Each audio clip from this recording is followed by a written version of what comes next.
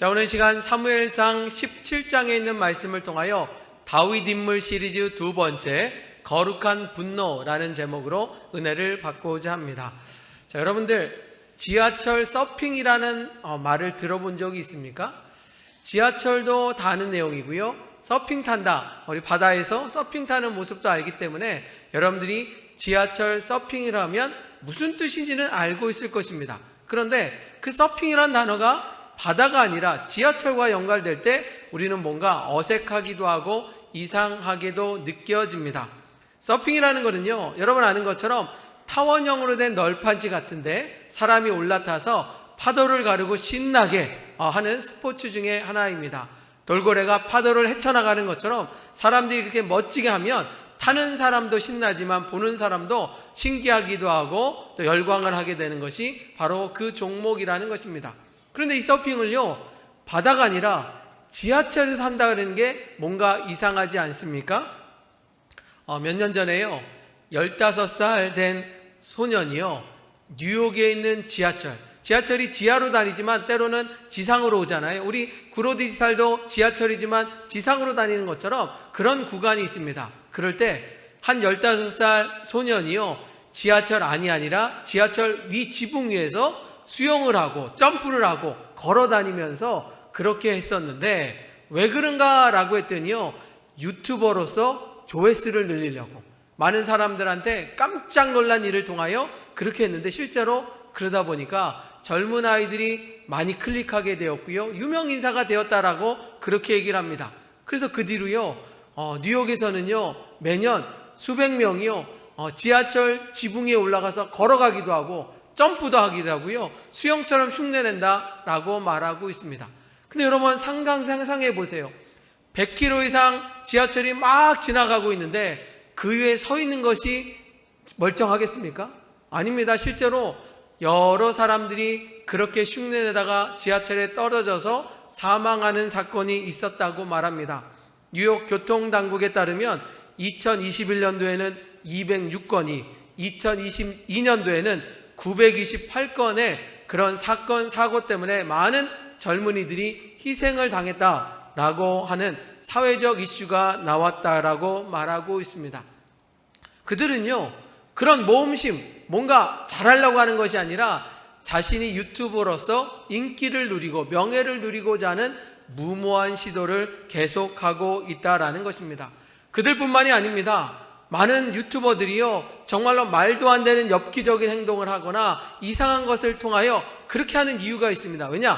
남들과 다른 컨텐츠를 만들어서 인기를 누리고자 하는 그들의 욕구일 것입니다. 노르웨이의 극한 체험 유튜버인 도루 에코프는요, 100m 높이에서 나무 하나 달고 길게 걸어 다니면서 모험심을 보여주기도 합니다. 그리고 아주 추운 겨울날 맨몸으로 바다에서 수영하는 모습 등 정말로 그런 극단적인 것을 통하여 바로 120만 명의 구독자를 얻고 있는 인기 많은 인플루언서다라고 말하고 있습니다. 근데 그도요, 더 자극적이고 더 많은 인기를 누리려다가 얼어붙은 호수에서 스케이트를 타다가 그만 떨어져서 사망하고 많은 사건들이 벌어지고 맙니다. 한 해에도요, 이런 위험스럽고 모험적인 일을 통하여 무모한 행동을 통하여 목숨을 잃는 수백 명의 사람들이 있다고 해서 안타깝고요, 앞으로도 젊은이들이 그런 질에 빠질까봐 걱정하는 사람들이 많이 있습니다. 자, 그렇다면 왜 그들은 생명을 걸고 그렇게 했을까라고 할 때는요, 이유가 있더라고요. 얼마 전에, 몇 년 전이죠, KBS TV를 통해서 저도 직접 들었습니다. 100만 명의 구독자를 하고 있던 어떤 유튜버가요, 1년 수입이 10억 원이 넘는다라고 말합니다. 1년에 1억 원씩 번다는 거죠. 왜? 구독자가 그렇게 많으니까. 또 제가 얼마 전에 찾아보니까요, 동영상 조회수가 180만 명 나왔던 그 동영상 콘텐츠를 통하여 그 사람이 630만 원을 받았다라고 말합니다. 그러니까요, 많은 사람이 볼수록 콘텐츠가 좋고 나쁜 건 상관없습니다. 조회수가 많을수록 수익을 얻는 그런 구조 가운데 젊은 사람들이 무모한 것을 통하여 생명을 잃게 되는 일이 벌어지고 있다는 것입니다. 자, 오늘 본문에 보니까요, 비슷한 이야기가 나오고 있습니다. 오늘 본문에 보니까요, 목숨을 건 싸움 가운데 생명을 잃으면 끝장이지만 만약에 그 전쟁에서 이기게 되면 명예와 부와 많은 것을 누리게 되는 이야기가 오늘 성경 가운데 나와 있습니다. 왜 그러냐? 이스라엘의 왕이었던 사울 왕이 지금 적이었던 골리앗을 싸울 상대가 아무도 나타나지 않자 현상금, 포상금을 걸기 시작하였는데 뭐라고 말했느냐? 만약에 전쟁에 나가서 골리앗을 이기게 되면 정말로 사위로 삼을 것이고 공주를 줄 것이고 부와 명예와 함께 가족에게 넓고 넓은 혜택을 주겠다라고 말씀하고 있습니다. 자, 한번 같이 읽어볼까요? 사무엘상 17장 25절에 보면 이렇게 사울왕이 사람들을 독려하고 있습니다. 이스라엘 시작. 이스라엘 사람들이 이르되 너희가 이 올라온 사람을 보았느냐? 참으로 이스라엘을 모욕하러 왔도다. 그를 죽이는 사람은 왕이 많은 재물로 부하게 하고 그의 딸을 그에게 주고 그 아버지의 집을 이스라엘 중에서 세금을 면제하게 하시리라. 아멘. 자, 지금 전쟁 가운데 있고요, 저들은 소로라는 땅 가운데 반대편에는 블레셋이, 이쪽에서는 이스라엘 편이 지금 전쟁을 치르려고 긴장감 가운데 있습니다. 그런데 저 적군 가운데 골리앗이라는 사람이 이렇게 말합니다. 나와 1대1로 싸우자. 그래서 누가 이기는가에 따라서 전쟁을 이기고 지는 것을 판단하자. 나와라! 라고 했는데 이스라엘 병사 중에 아무도 그와 싸우려고 하지 않습니다. 그런데 그럴 만한 이유가 있어요. 성경에 보면 골리앗이 얼마나 대단한가, 얼마나 무시무시했는가, 그의 키가 3m나 된다라고 말합니다. 그리고요, 그가 갑옷을 입었는데 그 갑옷의 무게가 50kg라고 하니까 그 갑옷을 입고 칼과 창을 휘둘르니 그의 정말로 힘이 얼마나 대단했는가라고 파악할 수 있습니다. 우리가 알고 있는 선수 중에 키가 크고 대단한 선수라고 하면 아마 격투기 선수 중에 최홍만 씨를 기억할 것입니다. 그의 키가 2m 18이에요. 그래갖고요, 그 옆에 누군가 서면요, 정말 꼬마처럼 그렇게 작아 보이는데 그가 2m 18인데 그보다 1m가 더 큰 골리앗이 3m라는 것입니다. 그가 싸우자고 하니까요, 아무도 도전을 하지 않습니다. 아까 얘기했죠, 유튜버 중에서는요, 생명을 걸고 했던 이유는 뭐냐면 그걸 하게 돼서 조회수가 올라가면 정말로 인기를 얻고 부를 얻지 않습니까? 그런 것처럼 이스라엘 전형 가운데 누군가는 돈을 벌기 위하여 공주와 결혼하고 싶어서 도전할 것 같은데 아무도 자원하는 사람이 없습니다. 왜냐하면 전혀 가능성이 없으니까. 저 블레셋 골리앗과 싸워서 이길 확률이 1%도 안 되니까 아무도 도전하지 않고 있는 그런 안타까운 가운데 있습니다. 저 골리앗은 외칩니다. 나랑 싸우자. 너희들을 상대할 것이다. 그러면 하나님을 모욕하고 있습니다. 그런데 아무도 대항하지 못하고 점점 도망가기 일쑤거나 그리하여 이스라엘 지형은 점점 분위기가 다운되고 있고 지금 전쟁의 패전병처럼 그런 안타까운 자리에 놓이게 되어 있습니다. 자, 오늘 본문의 말씀은요, 지난 시간의 연장선과 같습니다.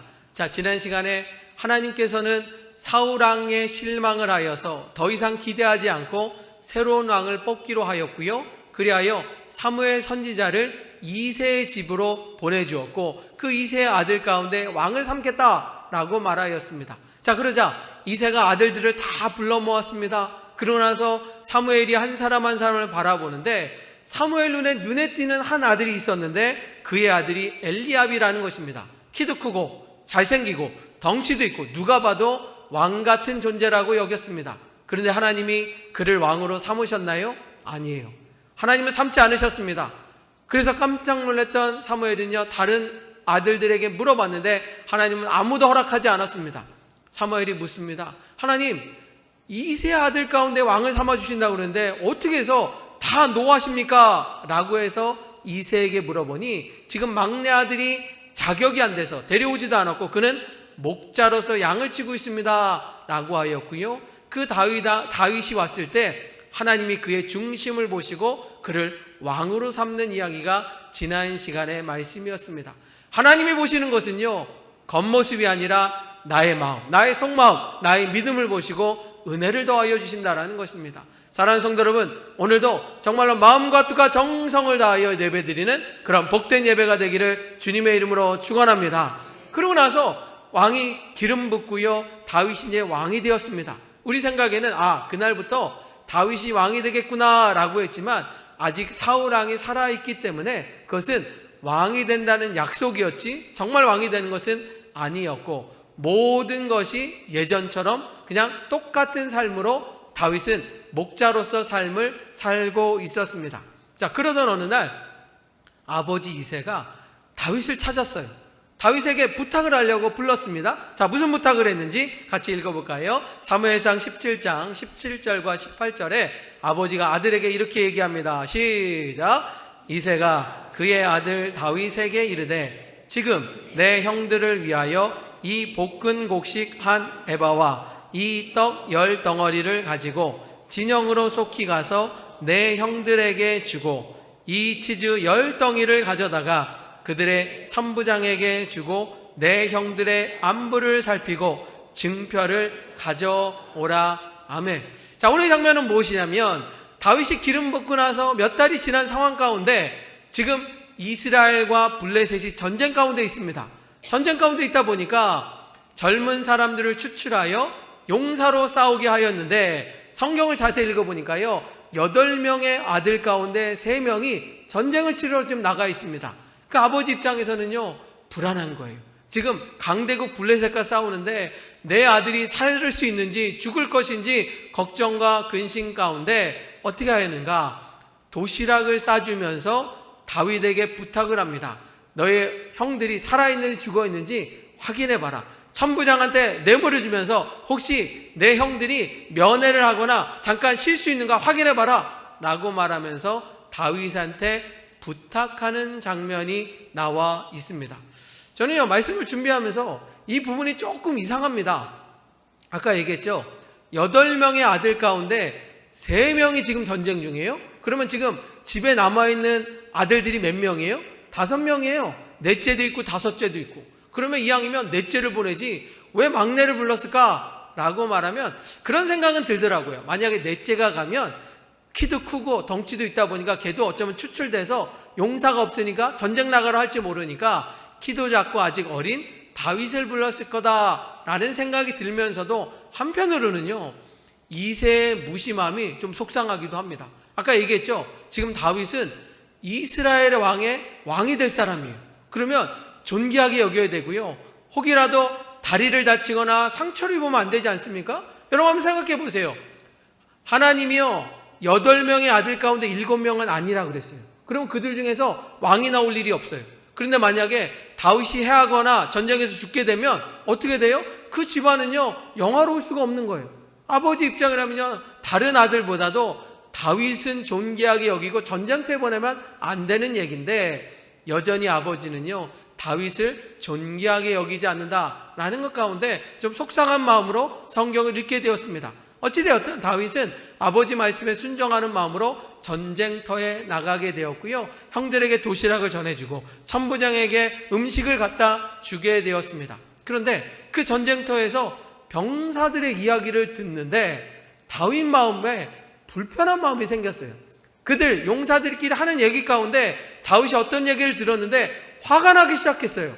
무슨 얘기냐라고 말하면 오늘 성경에 오면 이런 내용이 나와 있습니다. 자, 한번 같이 읽어볼까요? 사무엘상 17장 26절에 보면 다윗이 그들의 얘기를 듣고 화가 났어요. 자, 같이 읽어봅니다. 다윗이 시작. 다윗이 곁에 서 있는 사람들에게 말하여 이르되 사람을 죽여 이스라엘의 치욕을 제거하는 사람에게는 어떠한 대우를 하겠느냐? 이 할례 받지 않는 블레셋 사람들이 누구이기에 살아계시는 하나님의 군대를 모욕하느냐? 아멘.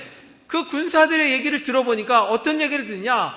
저 골리앗이요, 못돼 먹은 것을 넘어서 전쟁을 치르면서 하나님을 욕되겠다라는 거예요. 하나님의 사람들, 하나님을 모욕하면서 못되게 굴자 다윗은요, 다른 거는 참을 수 있었으나 하나님의 이름이 더럽히는 것, 하나님을 노엽게 하는 것, 하나님을 모욕 주는 것은 참을 수 없다라는 마음 가운데 거룩한 분노가 끌어오기 시작합니다. 아니, 모든 사람들이 저렇게 하나님을 욕되게 하는데 가만히 있느냐? 자신이라도 싸워서 하나님의 이름을 높여야지 하나님을 모욕하게 할 수는 없다라는 마음을 가지고요, 다윗은 자신이 전쟁에 나가겠다라고 선포하기 시작합니다. 아무도 나가지 않는 그 자리 가운데 나라도 내가 정말로 전쟁에 나가서 하나님의 이름을 높여드려야지 하나님을 더럽게 하는 저 골리앗을 가만둘 수 없다라는 마음 가운데 결단하며 전쟁에 나가겠다고 선포하기 시작합니다. 사랑하는 성도 여러분, 다윗이요 싸움을 좋아해서 나갔을까요? 다윗이요 그 전쟁 가운데 용사니까 내가 한번 싸울만 해서 나갔을까요? 아닐 거예요. 다윗도요 3m 되고 무시무시한 장수를 보면 두려운 마음이 있었습니다. 걱정되는 마음도 있었을 것입니다. 아니, 전쟁에서 이길 거라는 생각 못했는지도 모릅니다. 아니, 순교를 각오하면서 그가 결심했던 것은 무엇이냐? 내가 사랑하는 하나님 아버지가 모욕당하는 것을 참을 수가 없는 거예요. 나의 육신적인 아버지가 어려움을 당할 때 아들로서 그걸 하는 것처럼 다윗은요 육신적인 아버지가 아닌 영적인 아버지인 하나님께서 모욕당하는 꼴을 보지 못하는 겁니다. 나는 그럴 수 없다라는 겁니다. 나는 주님을 위하여 내 생명을 바쳐더라도 이런 일을 감당해야 되겠다라고 결심하며 그는 전쟁에 나가겠다고 선포하고 있습니다.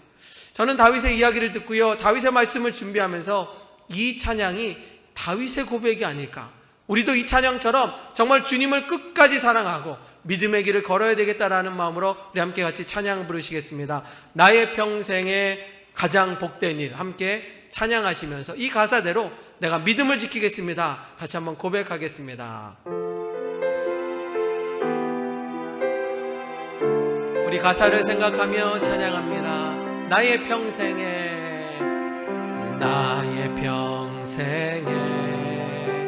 가장 복된 일은 내가 예수님을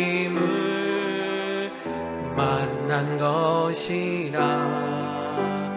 나의 평생에 가장 잘한 일은 내가 예수님을 주로 섬긴 것이라. 이 세상 살 동안 내가 걷는 길이 때론 험하여서 넘어질 때도 주의 강한 손이 나를 붙드시니 나는 예수님만 주로 섬기며 살리. 나는 주를 섬기는 것에 후회가 없습니다. 내가 걸어온 모든 시간 다 주의 은혜니 내가 걸어갈 모든 날도 주만 섬기며 살리. 오직 예수 이름 부르며 살아가리라. 이것이 나의 간증입니다. 이것이 나의 간증이요 이것이 나의 찬송일세. 나 사는 동안 끊임없이 구주를 찬송하리. 우리 한 번 더 합니다. 이것이 나의 간증입니다. 이것이 나의 간증이요 이것이 나의 찬송일세. 나 사는 동안 끊임없이 구주를 찬송하리로다.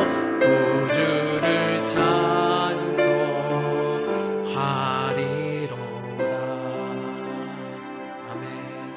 다윗은요 지금 현상금 가구요 포상금 때문에 나간 게 아닙니다. 왕은 말했습니다. 이 전쟁 가운데 저 골리앗을 무찌르면 공주를 주겠다, 명예를 주겠다, 돈을 주겠다. 그런데 다윗은 그것에 관심 있었던 사람이 아닙니다. 오직 하나님의 이름이 더럽히니 너무 속상한 거예요. 하나님의 이름이 모욕을 당하니 내가 참을 수가 없는 거예요. 사랑하는 성도 여러분, 여러분 신앙생활 하면서 그런 경험이 있을 때 여러분 주님을 위하여 헌신하셨습니까? 정말 교회를 위하여, 하나님 나라하여 분노가 치밀어오고 정말 주님을 위하여 헌신하고자 하는 마음이 있습니까? 오늘 왜 다윗이 하나님의 선택받았는지를 성경이 분명하게 말하고 있습니다. 하나님의 이름이 더럽히자 다윗은 참을 수가 없는 거예요. 여러분 생각해 보세요. 지금 다윗이요, 전쟁에서 이길 거를 생각하며 싸웠습니까? 아니에요. 지금 골리앗하고 싸우면요 100% 질 걸 알고 있었습니다. 자기는 희생하려고 생각하는 겁니다. 자기는 죽더라도 하나님의 이름을 드러내고요, 하나님의 모욕당하는 것을 보기 싫어서 자기는 순교의 각오로 그 자리에 덤비고 싸우고자 나갔다라는 것입니다. 무모한 싸움입니다. 나가지 않습니다. 아까 얘기했잖아요. 유튜버들은 정말 생명을 구했던 것은 뭐냐면, 그것을 하게 되면 돈과 명예를 걷는데 2500년은 아무도 도전하지 않습니다. 왜? 무조건 죽으니까, 무조건 질 수밖에 없으니까. 다윗도 알고 있었습니다. 그런데도 주님을 위해서 내가 이렇게 해야 되겠다라는 그의 뜨거운 마음은 그는 전쟁에서 싸우고자 하는 열망으로 바뀌게 되었다라는 것입니다. 그러면서 그는요 칼과 창도요 맞지 않아서 쓰지도 않습니다. 갑옷도 입지도 않습니다. 그는 평상시처럼 물매와 5개의 돌멩이를 가지고 주님의 이름으로 싸우려고 나갑니다. 골리앗이 얼마나 황당했는지요, 다윗이 나올 때 너무나 웃고요 모멸감을 주는 이야기가 나오지 않습니까? 그런데 다윗은요 그 골리앗 앞에서 이렇게 외칩니다. 내가 나온 이유는 나를 드러내기가 아니라 하나님을 자랑하기 위한 하나님의 뜻이다 라고 말하면서, 우리 사무엘상 17장 45절 우리 한번 같이 읽겠습니다. 사무엘상 17장 45절의 말씀 같이 읽습니다. 시작. 다윗이 블레셋 사람에게 이르되 너는 칼과 창과 단창으로 내게 나오거니와 나는 만군의 여호와의 이름 곧 내가 모멸하는 이스라엘 군대의 하나님의 이름으로 내게 나아가노라. 아멘. 다윗은 한 가지 마음이었습니다. 주님만 바라보면, 주님을 사랑하는 마음 가운데 주님이 모욕당하는 것을 보고 싶지 않았던 그는 전쟁에 싸우게 되었고, 그런데 하나님을 뜨겁게 사랑하고 하나님을 위하여 희생을 각오했던 그 다윗에게 하나님이 함께하여 주셨어요. 여러분 생각해 보세요. 다윗이 주님을 위하여 이렇게 싸우겠다고 하는데 하나님의 마음에 감동이 오지 않겠어요? 하나님이 도와주지 않겠어요? 하나님은요 그 물맷돌에 능력을 더하여 주어서 성경에 봤더니 다윗이 물맷돌을 던졌을 때 골리앗의 이마에 정통으로 맞고 그 자리에서 즉사하였더라 라고 말하고 있습니다. 다윗은요 지금 이스라엘이 이기는지 지는지는 둘째 문제입니다. 하나님의 이름을 드러나기 위하여 싸웠고요, 하나님과 싸웠던 그에게는요 능력의 역사를 통하여 그가 승리하는 것뿐만 아니라 이스라엘이 영광된 자리에 놓이게 하는 하나님의 은혜를 누렸다라는 것입니다. 사랑하는 성도 여러분, 우리가 신앙생활하는 이유가요 내가 형통하고요 자식들이 잘 되는 거, 그것도 귀한 믿음입니다. 그래서 열심히 신앙생활해야 됩니다. 그런데 오늘 성경은요 우리에게 말하고 있습니다. 내가 뭔가를 얻기 위하여, 내가 복을 받기 위하여 하나님을 믿는 신앙을 넘어서서 다윗처럼 하나님을 뜨겁게 사랑하는 믿음이 필요하다라는 것입니다. 내가 주일 성사하는 이유가요 복받고 은혜 받는 것도 중요하지만 내가 정말 하나님을 사랑하니까, 내가 정말 몸을 들여 마음을 들여 희생하는 마음으로 주님 앞에 예배 드릴 때 주님이 기뻐하시는 예배가 된다는 사실을 기억하시면서 여러분들도 다윗처럼 하나님을 뜨겁게 사랑하는 호산나 성도가 되기를 주님의 이름으로 축원합니다. 여러분, 우리가 성경도 열심히 읽지만 찬송가도 많이 부르고 있습니다. 자, 여러분들 우리가 갖고 있는 찬송가가요 총 몇 장으로 이루어졌는지 제가 물어볼까요? 여러분이 잘 모를까봐 객관식으로 한번 물어보겠습니다. 정답을 한번 맞춰보시기 바랍니다. 우리가 갖고 있는 찬송가 몇 장까지 있는가? 1번 550장, 2번 610장, 3번 645장, 4번 700장. 몇 장까지 있을까요? 645장까지 있습니다. 제가 이렇게 말씀드린 거는요 우리 교회도 645장 모두를 부르지는 않아요. 그래서 저도요 모든 찬송을 다 한다라고 자신 있게 말할 수 없습니다. 오늘 지방회가 있어서 제가 성교부 총무잖아요. 그래서 오늘 개회 예배 사회를 보는데 이제 모든 것을 우리 서기 목사님이 하셨는데 세 곡 중에 한 곡을 모르겠더라고요. 저도 모르는 찬송가가 있더라고요. 그래서 어제 유튜브를 보면서 찬송가 열심히 불렀습니다. 그러면서도 나도 모든 찬송가를 모르겠나. 여러분 아마도 그러실 겁니다. 그런데요, 우리가 수많은 부르는 찬양도 은혜가 되지만 우리가 그동안 불러지 않았어도 그 안에 정말 아름답고 존귀하고 귀한 찬양 하나를 오늘 소개하고자 합니다. 이 찬양은요, 얼마나 큰 은혜가 되었는지요, 여러분 아는 것처럼 타이타닉호가 침몰할 때 그 안에서 많은 연주자들이 연주하지 않았습니까? 그때 불렸던 찬송가가 이 찬송가라는 것입니다. 2009년도에요, 터키 항공이 네덜란드 공항에서 폭파되는 사건이 있어서 전 세계가 눈물바다가 된 적이 있었는데 그 자리에서도 이 찬송가가 전 세계적으로 울려 퍼졌다라고 말하고 있습니다.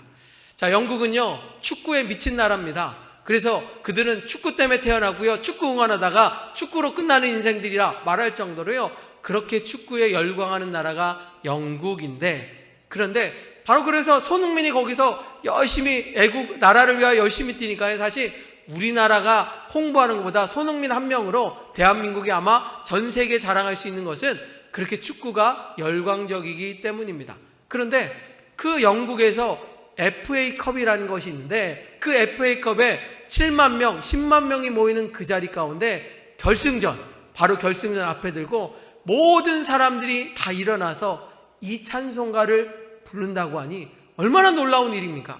거기에는요, 기독교인 아닌 사람도 있습니다. 무슬림도 있습니다. 무종교도 있습니다. 그런데 모두가 일어나서요, 그 시간에는 이 찬송가를 부르며 엄숙한 시간을 갖는다고 합니다. 그런데 이거보다도요, 더 신기한 것은 무엇이냐? 인도는요, 힌두교 국가입니다. 그래서 기독교를 인정하지 않는 국교입니다. 그런데 이 인도에서요, 공화국의 날이 있는데 이 공화국의 날 때 그 연주팀들이요, 이 찬송가를 연주한다고 합니다. 그래서요, 한 번은 그 기독교 찬송가를 부른다고 해서 막 사람들이 일어나고 반대한 적도 있었는데 여전히 부른다고 합니다. 지금도 올해도 한다고 합니다. 왜 그러냐? 바로 인도의 건국인 아버지인 간디가 이 찬송가를 무척 사랑했다고 합니다. 그러니 그 간디의 뜻을 따라서 힌두교지만 기독교가 아니지만 이 찬송가를 부르면서 은혜를 나누고자 합니다.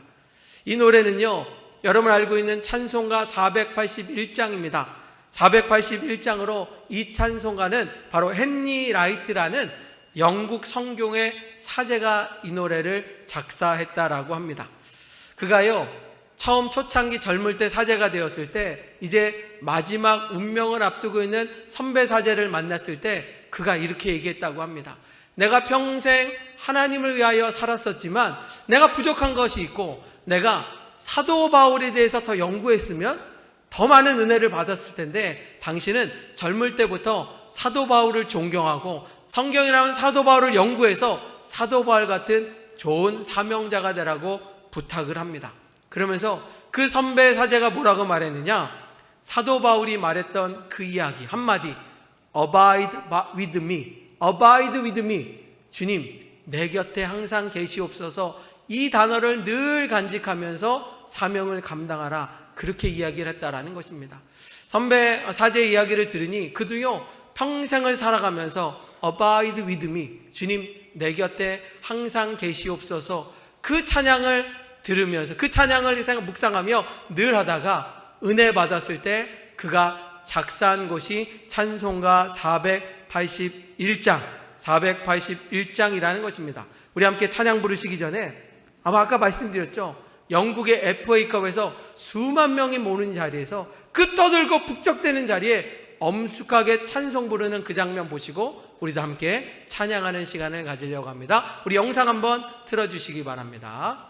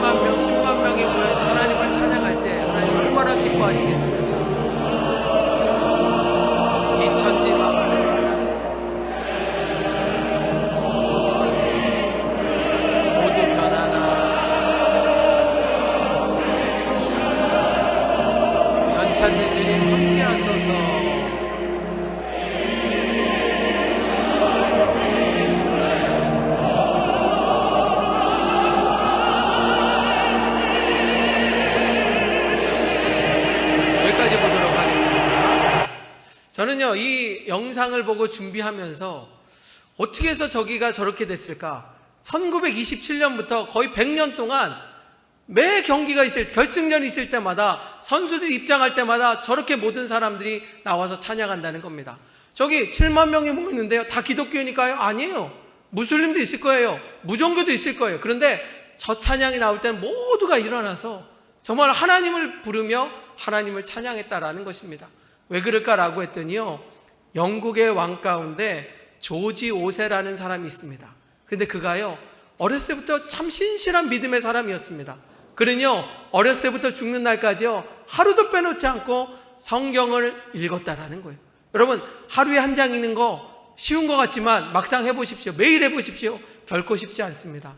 그가 믿음이 얼마나 좋았는지 죽는 날까지. 그래서 여러분, 얼마 전에 돌아가셨던 엘리자베스 여왕이요, 그도 고백하기를 나의 선족 가운데 조지 5세가 그렇게 믿음이 좋아서 나도 그 영향을 받았다 말할 정도로 참 신실한 믿음이었습니다. 그가요, FA컵을 할 때마다, 저렇게 수많은 사람이 모일 때마다 하나님을 자랑하길 원했습니다.